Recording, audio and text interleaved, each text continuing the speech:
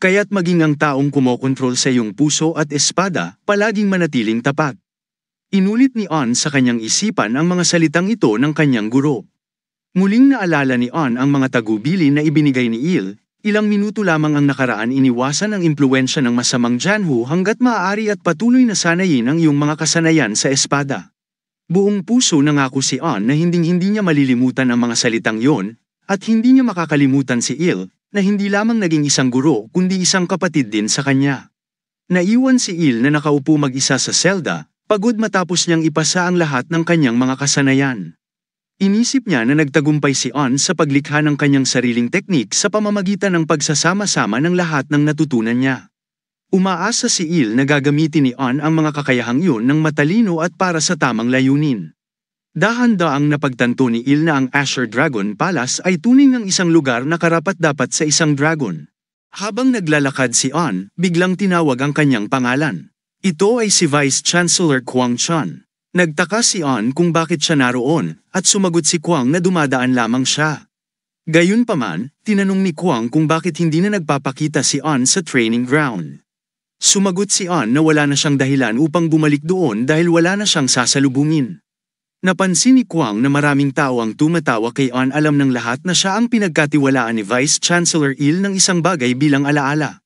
Binalaan ni Kwang si On na kung magpapatuloy siya sa ganitong pag-uugali, patuloy siyang pagtatawanan ng mga tao, parang sasabihin ng mga tao na ang taong pinagkatiwalaan ni Vice Chancellor Il upang ipagtanggol ang kanyang likuran ay walang iba kundi isang mahina na scholar. Matapos ang pag-uusap, naiwan si On na nag-iisa, iniisip ang mga salitang kanyang narinig. May suot siyang singsing sa kanyang leeg, hawak-hawak ito sa kanyang mga kamay, at patuloy niyang naaalala ang kanyang kapatid.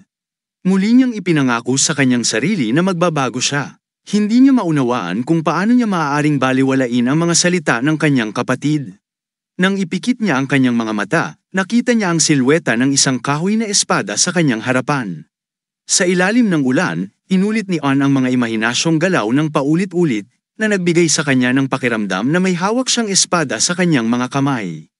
Ang mga galaw na ito ay hinasa ng perpekto, sa kanyang isipan, hawak-hawak niya ang espada at bawat hakbang niya ay tiyak at matatag. Ngunit sa kabila nito, patuloy siyang tinutukso ng mga kaisipan tungkol sa kawalang katarungan na naranasan ng kanyang kapatid, parang ulap na bumabalot sa kanyang kamalayan. Samantala, ang siyentipiko ay nakaupo sa kanyang mesa, nagsusulat ng kung ano sa isang notebook. Pumasok ang eunuch na si Pak sa kanya. Nagsimulang tingnan ni Pak ang kanyang notebook, inaakalang may ginagawa si On na interesante. Wala namang ganoon, nakahanap lang ako ng libreng oras, tugon ni On. Hindi maintindihan ni Pak kung paano siya nakahanap ng libreng oras dahil narinig niyang araw-araw bumibisita si On sa training ground ng Imperial Guard. Halata naman na wala siyang apurahan at patuloy na nagre-record, sinasamantala ang libreng oras. Idinagdag ng eunuch na mukhang nakahanap ng bagong libangan ang Crown Prince, at kung magpapatuloy ito, maaaring may magandang balita para kay Scholar On. Medyo malungkot nga lang na naging abala ako, sabi ni On. Siguro ganoon talaga ang buhay ng isang scholar sa hukuman ng Asher Dragon. Pagkatapos ng mga salitang ito, nagpaalam sila. Hiniling ng eunuch kay On na alagaan ang sarili. Umaasa siyang magiging maayos si On sa Forbidden City, kung saan nagtatago ang tunay na mga demonyo. Sana raw manatili pa ng kaunti si On, na may dalisay na puso, dahil walang nakakaalam kung kailan patratraydurin si Vice Chancellor Il at palalayasin siya sa palasyo. Sa totoo lang, hilig ni Pak ang makialam sa mga usapin ng ibang tao, napakahirap ng kanyang buhay. Nasa kanyang tirahan si On, nakaupo sa kanyang mesa, nakatingin ng matindi sa parehong libro, hindi makahanap ng kapayapaan. Pakiramdam niya ay hindi siya mapalagay. Palagi niyang naaalala ang labanan. Hindi maunawaan ni On kung bakit hindi ang inaasahan niyang mananalo ang nanalo, o kung ano ang posibleng nangyari. Paulit-ulit niyang iniisip ang bawat sandali ng laban sa kanyang isip. Kahit gaano pa siya nagsubok na intindihin, hindi ka panipaniwala na natalo ang pinuno ng pamilyang Murang kay Munchol. Hindi niya masabi kung sadyang natalo ang pinuno dahil wala namang dahilan para rito. Naisip ni On kung posible bang ang dahilan ng pagkatalo ay dahil hindi taglay ng pinuno ng pamilyang Murang ang tamang teknik ng espada, ngunit parang imposible ito. Dapat alam ng pinuno ang alam ni On. Marahil siya ay limitado ng tradisyon ng pamilya, at sa gayon, Ang huling anyo ng espada na alam niya ay isang improvisasyon lamang sa loob ng parehong tradisyon ng pamilya. Dahil dito, wala nang pagpipilian ng pinuno kundi ang sumuko. Naramdaman ni An ang kapanatagan nang maintindihan niya kung bakit natalo ang pinuno ng pamilyang Murang. Ngunit pagkatapos, nagsimula siyang mag-isip na baka siya rin mismo ay sobrang tiwala sa sarili. Ano nga ba ang iniisip ko nitong mga nakaraang oras? Ang isang taong hindi alam ang kanyang sariling pagkukulang ay hindi maaaring maging tunay na kapatid, sinabi niya sa kanyang sarili, habang sinampal ang mesa. Pero bigla niyang naisip, paano kung tama ako? Bilang pinuno ng pamilyang Murang, siya ay masyadong nakatuon sa tradisyonal na pananaw ng kanilang pamilya at hindi napapansin ang mga bagay na nawawala sa kanya. Baka kailangan niya ng ilang payo mula sa isang kaibigan. Nararamdaman ni An na may dalawang panig na nagtutunggali sa kanyang kalooban, ang isa'y humihimok na tumulong, at ang isa'y nagsasabi na itigil na ang mga pag-iisip na ito. Naglakad-lakad siya sa silid. Iniisip ni An na kahit ang mga baguhan na sumali pa lang sa hanay ng Imperial Guard ay hindi nais makinig sa utos ng iba, kaya bakit naman makikinig ang isang taong nakikipaglaban para sa impluwensya sa hukuman sa payo ng isang scholar? Bigla siyang nakaisip ng isang kakaibang ideya, sumulat ng isang anonymous na liham. Hindi niya inaasahan ang anumang pasasalamat mula rito. Naupo siya sa mesa at nagsimulang magsulat sa papel. Di nagtagal, naisulat niya ang lahat ng nais niyang sabihin. Ngunit nang binasa muli ang liham, napansin niyang mahigit sa 100 pahina na ang naisulat niya. Nagtaka siya na kahit siya mismo ang nagsulat, tila ito ay naging napaka-impresibo. Napagtanto ni An na magiging bastos kung magpapadala siya ng napakahabang liham ng walang pirma. Hindi niya malaman kung pipirmahan ba niya ito bilang isang scholar ng Asher Dragon at kung magiging seryoso ba ang pagtingin dito ng mga tao kapag sinabi niyang ito'y mula sa isang siyentipiko na itapon ako sa walang hanggan ng kalangitan ng Forbidden City, sabi niya sa sarili. Siya ay naging isang scholar sa hukuman ng Asher Dragon at natututo kung paano gamitin ang espada. Pinirmahan niya ang liham bilang Heaven Unattainable Asher Dragon Sword Lord.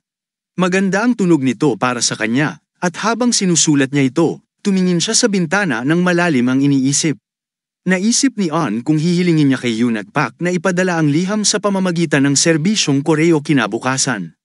Sa Henan Province, sa tahanan ng pamilya Murang, may isang dalagang nakatayo sa labas at iniisip na parang kahapon lang ay napakaingay dito, ngunit ngayon ay tahimik na ito sa loob ng ilang buwan. Parang mali ang tahimik na paligid para sa kanya. Tinanong niya ang sarili habang tinitingnan ang maliit na bahay pampalasyo, hanggang kailan ka pa magtatago sa bahay na ito, lolo? Bigla namang lumabas ang kanyang lolo at binati ang kanyang apo sa pagbalik. Siya si Dan Cham Murang at ang pangalan ng dalaga ay Murang. Siya ang apo ni Dan Cham Murang mismo. Agad niyang tinanong ang kanyang lolo kung kamusta na siya. Sinabi ng lolo na abala siya sa pagbabasa. May hawak siyang liham na ipinadala sa Panginoon at inabot ito kay Murang. Sinasabing dumating ito ng hating gabi mula sa serbisyong koreo. Agad na tinanong ni Murang kung sinabi ba kung sino ang nagpadala ng liham, ngunit sinagot siya na walang sinabi ang nagpapadala. Nang kinuha niya ang liham, napansin niyang wala itong pangalan ng nagpadala at tila mamahalin ang papel. Naisip niyang baka ito'y liham na ipinadala upang asarin si Moon Chul sa kanyang pagkatalo. Sinabi ni Murang sa pinuno ng tahanan na ibibigay niya ang liham kay lolo. Tinanong din niya ang tungkol sa kanyang nakatatandang kapatid na si Jean Murang. Sumagot ang pinuno na si Jean ay isang mahusay na mag-aaral at nananatili pa rin sa kanyang dating posisyon. Nauunawaan ni Murang na kailangan ng kanyang kapatid na ayusin ang kanyang isipan habang patuloy na namumuhay sa kalayawan at hindi pa rin makabangon mula sa pagkatalo noong araw na yon. Ilang sandali pa, nakatayo na si Murang sa harap ng pintuan ng silid ng kanyang lolo. Papalapit siya sa ulo ng pamilyang Murang, si Dano Murang. Nang lumapit siya, tinanong niya ang kalagayan nito. Pagkatapos ay inilapag niya ang liham na dumating mula sa koreo sa mesa. Sinabi ni Dano na mas mabuti pang iwanan siya mag-isa, ngunit humiling si Murang ng pahintulot na magdala ng tasa ng tsaa. Matapos ang usapan, iniwan na siya ng dalaga at ang liham ay nanatiling nakahiga sa kanyang mesa. Hawak ni Dano ang kanyang ulo habang nagsasalita siya ng may lungkot, kawawang bata. Iniisip niyang hindi siya sapat, at kahit ang isang tao na nagpapahirap sa aking apo. Iniisip niyang tiyak na pagod na ang apo niya sa pagdala ng bigat ng pamana ng kanilang pamilya gamit ang sariling kamay. Matapos ang kanyang pagkatalo, naniwala si Dano na siya lamang ang dapat humila sa pamilya Pasulong, ngunit ang pride ng isang mandirigma ay hindi nagpapahintulot sa kanya na tanggapin ito. Itinuturing niya itong isang malaking kahihiyan. Napasulyap si Dano sa liham na nakahiga sa mesa habang iniisip kung bakit pinahihirapan ng liham na ito ang kanyang apo. Sinimulan niyang buksan ang sobra at kinuha ang mga nilalaman nito. Ang liham ay kumpidensyal na nakapangalan sa pinuno ng pamilya Murang at pinirmahan bilang Unreachable in the Heavens, Asher Dragon Sword Lord. Ang sulat kamay ay tamang-tama at elegante. Binuksan ni Dano ang liham at nagsimulang magbasa. Inisip niya na kahit na natalo na siya, patuloy pa ring nagpapadala ng liham ang mga tao marahil upang bigyan siya ng lakas ng loob. Gayunpaman, ang liham na ito ay tungkol sa isang duelo at nakita niyang nakakaintriga ito. Ipinunto nito ang mga pagkakamaling nagawa niya noong duelo. Bigla niyang naisip, ang taong ito ba ay si Sukin Lixing? Hindi niya matanggal sa isip na may isang tao na mas nakakaunawa sa kanyang mga pagkakamali kaysa sa kanya. Batay sa sulat kamay, ang taong nagpadala ng liham ay tila may mga natamong tagumpay sa pag-aaral at husay, ngunit hindi maintindihan ni Dano kung ipinadala ba ang liham na ito upang ipagyabang ang sarili. Nang mabasa niya ang tungkol sa paraan ng espada ng Murang, ang kanyang mukha ay nagdilim sa galit. Pakiramdam niya na tinutuligsa ng may akda ng liham ang mismong tradisyon ng espada ng Murang na para sa kanya ay hindi katanggap-tanggap. Ipinasya niyang punitin ang liham, ngunit dahil lumabas ang kanyang apo, nagawa niyang kontrolin ang sarili at patuloy na magbasa. Gayunpaman, hindi niya tuluyang pinunit ang liham dahil interesado siya sa nilalaman nito at nais malaman kung hanggang saan aabot ang mga kaisipan ng kabataang ito. Isang ibon ang nakaupo sa isang sanga malapit sa bahay at nagulat sa mga sigaw na nagmumula sa loob. Nabigla ito sa enerhiyang nagmumula sa loob ng bahay at napagpasyahang lumipad palayo. Ang enerhiya ng pinuno ng pamilya ay tila lumampas sa lahat ng inaasahan habang patuloy niyang binabasa ang liham. Paulit-ulit niyang tinatanong ang sarili, sino ba ang nagpadala sa akin ng liham na ito? Tumigil siya sandali at napagtanto kung sino talaga siya. Iniisip ang sarili na nakatayo sa tuktok ng bangin, kung saan siya nararapat. Naramdaman niya na siya ang tunay na master ng espada ng Murang. Sa kabuuan ng kanyang buhay, ipinagmamalaki niya ang kanyang sarili dahil naintindihan niya ang landas ng kanilang pamilya. Ngunit sa sandaling yon, bumalik ang kanyang apo, dala ang mainit at mabangong tsaa. Nakatayo siya sa harap ng pintuan, ngunit hindi niya maintindihan kung bakit walang sumasagot sa kanya. Ibinaba niya ang tray ng tsaa sa sahig at sinimulang buksan ang pinto. Ngunit nang mabuksan niya ito, hindi niya maipaliwanag ang kanyang naramdaman. Naramdaman niya ang isang kakaibang enerhiya na tila umaapaw mula sa kanyang lolo, napakalakas na parang pinupuno nito ang buong espasyo. Hawak ng kanyang lolo ang liham at hindi makaalis sa pagbabasa nito, binibigyan ng mas matinding atensyon ang bawat salita. Napagpasyahan ng kanyang apo na ang pinakamainam na gawin sa sitwasyon na iyon ay isara ang pinto. Hindi siya makapaniwala sa kanyang nasaksihan. Iniwan niya ang tsaa sa sahig at umatras mula sa pintuan habang ang kanyang lolo ay nasa isang sandali ng kaliwanagan. Ang ganitong sandali ay bihirang mangyari at napakahirap marating, at kung darating man ito, minsan lamang sa buhay. At nasaksihan niya ito mismo sa kanyang sariling mga mata. Ibig sabihin nito, hindi iniwan ng Diyos ang pamilya Murang at ipinagdasal niya ng buong puso ang tagumpay ng kanyang lolo. Pagkatapos nito, nilapitan niya ang tagapamahala na ang pangalan pala ay Shim at sinabi sa kanya na ikandado ang harap na pinto mula ngayon at huwag hayaang may makapasok. Inutusan din niya na huwag gumawa ng ingay ang mga miyembro ng pamilya. Kahit anong oras ng araw, dapat ay mabigyan ng pahinga mula sa trabaho kung kinakailangan. Ang lahat ng mga patakarang ito ay dapat sundin ng mahigpit. Ngunit hindi lang yun, inutusan din niyang ipunin ang lahat ng mga estudyante mula sa unang henerasyon hanggang sa ikatlo at sabihin sa kanilang magtipon sa pavilion. Mas tiyak, iniutos niya na lahat ay magtipon sa evening recreation pavilion at gawin ang lahat ng makakaya upang hindi madistorbo ang kanyang lolo. Idineklara niyang ang lugar kung saan nananatili si lolo ay isang no-go zone. Hindi maintindihan ni Shim kung ano ang nangyari at tinanong siya tungkol dito. Sumagot siya na ang puting guhit ay tanda ng malaking pagbabago at swerte. Sa oras na yun, ang lolo ay nakaupo sa isang meditasyon, balot ng bughaw na enerhiya. Dahan-dahan siyang humihinga, hindi pinipilit ang hangin, na tila hinihigop ito kasabay ng kalikasan. Narinig na ni Dan ang tungkol sa mga pambihirang bayani na may kakaibang kakayahan sa Janhu. Ngunit ang pangalang ito, Heaven Unreachable Asher Dragon Sword Lord, ay tila nagpapahayag ng kadakilaan. Sa bagong landas ng espada na bukas sa kanya, ang puso ni Dan ay tumitibok ng kasing bilis nung una siyang humawak ng espada. Nararamdaman niya ang parehong takot at kasiyahan tulad ng noong una niyang nadiskubre ang mundo ng martial arts. Hindi siya mapakali dahil sa bagong lakas na nararamdaman niya, ngunit sa kabila nito, naisip niya na laging may mas matataas na mga bundok na maaabot, at lampas sa kalangitan ay mayroon pang mas mataas na mga langit. Lumabas ang lolo mula sa pinto, at sa harap ng kanyang bahay, mga tao ang nakaluhod at nagbigay-pugay sa kanya. Hindi niya inaasahang makakita ng ganoong eksena. Sa unahan ay nakaupo ang kanyang apo, si Mi, na bumati sa kanya sa kanyang dakilang tagumpay. Pagkatapos ng kanyang mga salita, inulit ng iba pa ang mga pagbati. Nagsimulang bumaba si lolo sa hagdan patungo sa kanila. Sumang-ayon siya sa kanila dahil tunay ngang isang malaking tagumpay iyon. Nang lumapit siya sa kanyang apo, inisip niya na tiyak na nahirapan ito dahil sa kanya. Ngunit ngayon, sinabi niya na huwag na itong mag-alala dahil handa na siyang alagaan ang lahat. Hindi lang isang apo ang mayroon siya, at ang pinakabata, si Sang, ay yamakap sa kanyang lolo. Sinabi ng lolo na nagawa rin niya ng maayos ang kanyang gawain. Pagkatapos noon, bumaling si Dan kay Manager Shim at inutusan siyang magpadala ng liham sa pamilyang Steele, na nagsasaad na ang dakilang pamilyang Murang ay opisyal na hinahamon sila sa isang duelo, sa ilalim ng kondisyon na kung matalo sila, isasara ng pamilyang Murang ang kanilang mga tarangkahan at aalis sa mga usapin ng Hanan Province magpakailanman.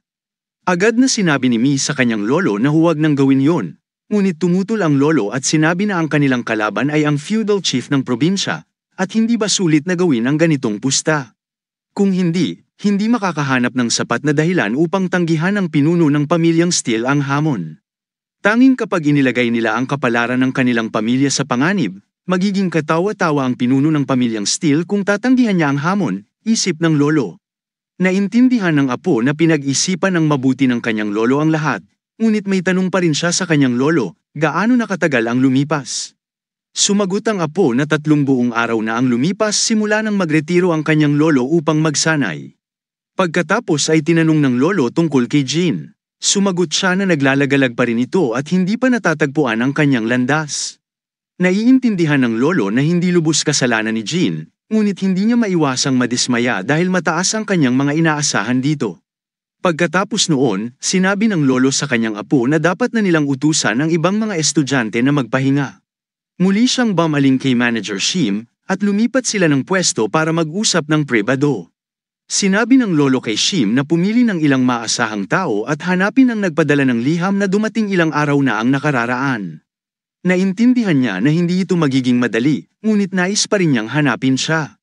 Inutusan din ng lolo na gawin ito sa lihim upang hindi kumalat ang mga tsismis at pinaalala na ang kapalaran ng kanilang pamilya ay nakasalalay sa kinalabasan ng kasong ito. Pagkatapos ng kanyang paliwanag, sinabi niya sa manager na maaari na siyang umalis.